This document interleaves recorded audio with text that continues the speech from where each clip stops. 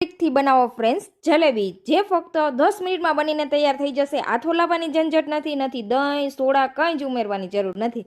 તો જલેબી માટે આપણે 1 કપ મેંદો લીધો છે. તેની અંદર 2 ચમચી આપણે ઉમેરવાનું છે ઘી અને અડધી ચમચી આપણે ઈનો ઉમેરીશું. સરસ મિક્સ કરી દેશું. પછી જરૂરિયાત પડે એટલું પાણી ઉમેરતા જશું અને સરસ લમ્સ ફ્રી આપણે બેટર રેડી કરી લેવાનું છે. આ રીતે આપણે રાખવાનું છે અને 10 થી 15 મિનિટ માટે તેને રેસ્ટ આપી દેશું ઢાંકણ ઢાંકીને. ત્યાં સુધીમાં આપણે ચાસણીની તૈયારી કરીશું. ચાસણી માટે 1 વાટકી આપણે ખાંડ લીધી છે, તેની સામે 1 વાટકી પાણી ઉમેરેલું છે, સાથે ફ્લેવર માટે એલચી પાવડર અને ચાસણીને આપણે થવા દેવાની છે. આ રીતે મધ જેવું ચીપચીપું લાગે ત્યાં સુધી થવા દેશું અને સાથે જ આપણે ચપટી ફૂડ કલર ઉમેરી દેશું. ઓપ્શનલ છે, પસંદ હોય તો જ ઉમેરવો. અને અડધા લીંબુનો રસ ઉમેરી દેશું જેથી ચાસણી જામી ન જાય. તો આ બાજુ 10 મિનિટમાં આપણું બેટર પણ આ રીતે સરસ થીક થઈ ગયું છે. તો હવે 1 થી 2 ચમચી જેટલું પાણી ઉમેરીને બેટરને સરસ આપણે સ્મૂથ કરી લેશું અને આ રીતે એક સોસની બોટલમાં ભરી લેશું.